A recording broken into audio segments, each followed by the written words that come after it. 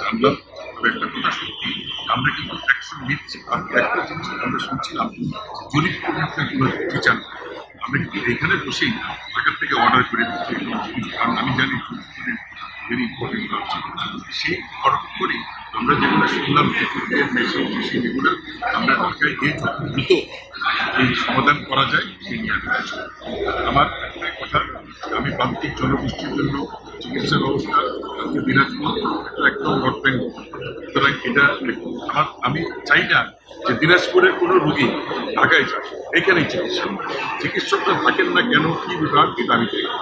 আমার একটাই নির্দেশ, যখন যে চিকিৎসককে যেখানে ভর্তি করা হোক তাকে থাকে, আমি কারোর প্রতি ইয়ে করবো না, কি বলে কারোর প্রতি যে কাউকে অনেক দিন ধরে রেখে দিলাম, তাকে সরাচ্ছিলাম, অবহেলা, কিন্তু কারোর প্রতি কোনো অন্যায় আচরণ করে, কিন্তু আমরা নিয়ম মেনে তাকে যখন যেখানে পদায়ন দিব তাকে থাকতেই, এর মধ্যে কোনো কম্প্রোমাইজ নেই।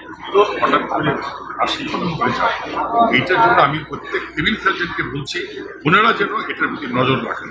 ওনাদের এখানে যদি কোনো রকম অনিয়ম দেখি তাহলে আমি সিভিল সার্জনকে দায়বদ্ধ করবো ওনার কাছ থেকে।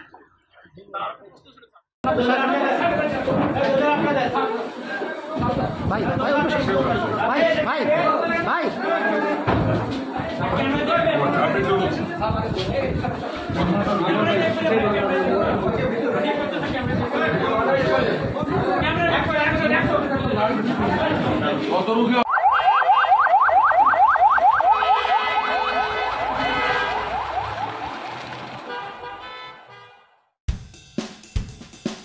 Mm-hmm.